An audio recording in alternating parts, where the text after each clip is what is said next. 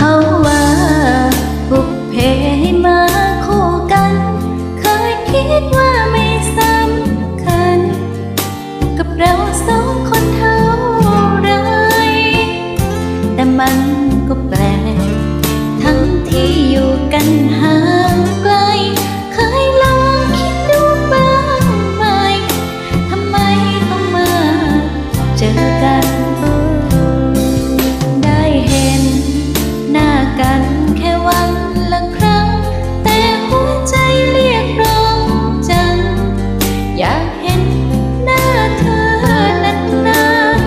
ๆเหมือนเป็นสุขลืมทุ